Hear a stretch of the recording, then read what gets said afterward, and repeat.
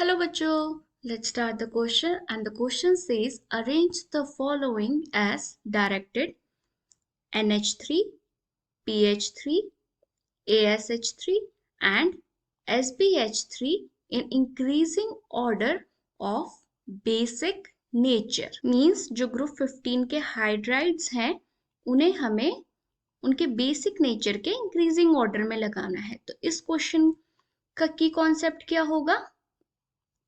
Basic nature of hydrides.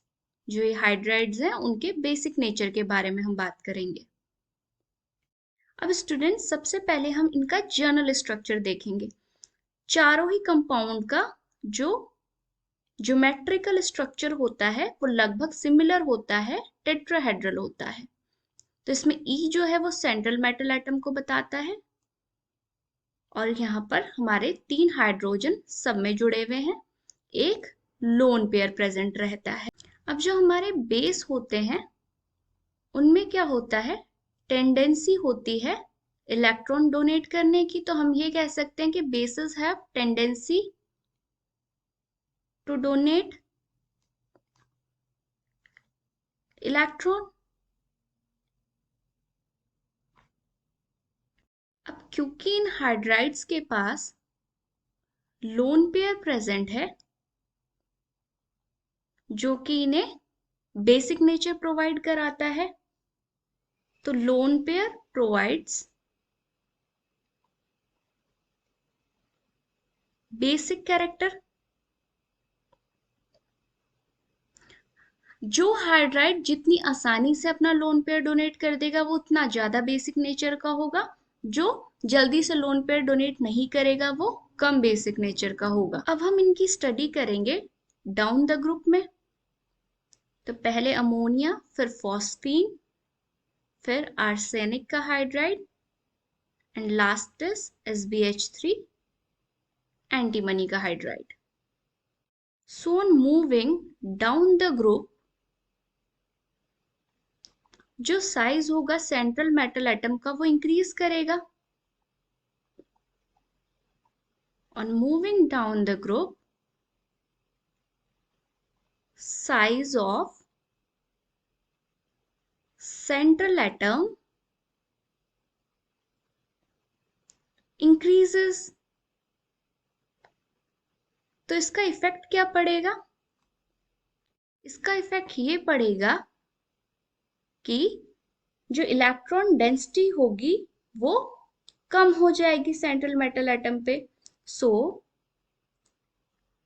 Electron density decreases due to diffusion of electrons over large volume। क्योंकि जैसे जैसे size बढ़ता जाएगा central metal atom का, volume भी इंक्रीज करेगी और इलेक्ट्रॉन को ज्यादा जगह मिल जाएगी रहने के लिए। यानी कि हम ये कह सकते हैं कि इलेक्ट्रॉन्स ज्यादा डीलोकलाइज हो जाएंगे। तो जैसे जैसे साइज इंक्रीज करेगा वैसे वैसे इलेक्ट्रॉन्स जो होंगे लोन पेयर के वो ज्यादा डीलोकलाइज होंगे और लेस अवेलेबल रहेंगे डोनेशन के लिए, लेस अवेलेबल फॉर डोनेशन। जब वो अवेलेबल ही नहीं होंगे डोनेशन के लिए जल्दी से, तो बेसिक कैरेक्टर भी उनका कम होगा। तो हम ये कह सकते हैं कि बेसिक नेचर क्या करेगा? डिक्रीज कर जाएगा। So basic nature decreases. तो अब अगर हम इंक्रीजिंग ऑर्डर देखें बेसिक नेचर का, तो सबसे कम होगा एंटीमनी के हाइड्राइड का, उससे ज्यादा होगा आर्सेनिक के हाइड्राइड का, देन PH3 और सबसे ज्यादा बेसिक नेचर होता है हमारा अमोनिया का। सो आई होप बच्चों आपको क्वेश्चन समझ में आया होगा। Thank you and good luck.